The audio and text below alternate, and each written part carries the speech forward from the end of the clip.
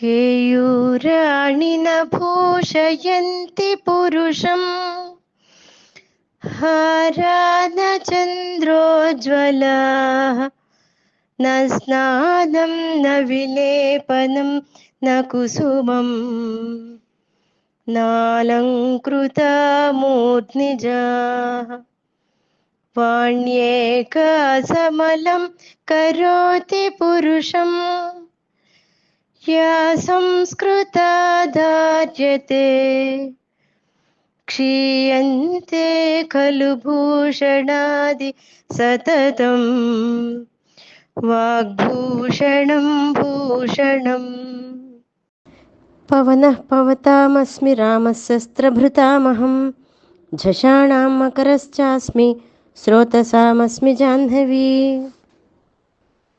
భగవంతుడు తన యొక్క రూపాలను చెప్తూ తాను పవిత్రము చేయటము లేదా వేగంగా వెళ్లే వారిలో వాయువును అని, ఆయుధమును ధరించిన వారిలో శ్రీరామచంద్రుడును అని, చేపలలో మొసలిని అని, నదులలో గంగా నదిని అని తెలియజేస్తున్నాడు.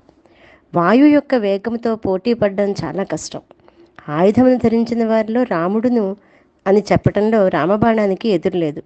సద్గుణాల విషయంలో రాముడితో సరిగలవారెవరూ లేరు. ఆయుధం పట్టాడంటే యుద్ధరంగంలో తిరుగులేదు. జషాణాం మకరాస్మి అంటే చేపలలో మొసలిని, ఇంకా నదులలో గంగా నదిని.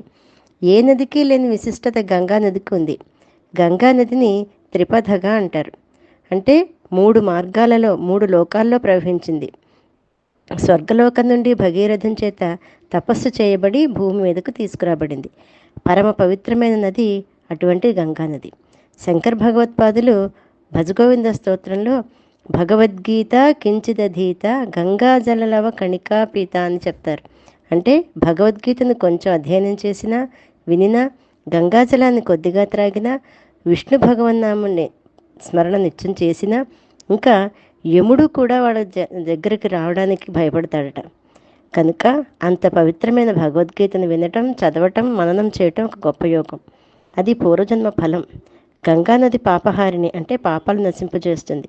కృష్ణుడు తాను రాముడే అని చెప్పడం వలన రామకృష్ణునిద్దరూ ఒకటే అనే భగవత్ స్వరూపం, ఒకటే స్వరూపం అని తెలుస్తోంది. జై గురుదత్.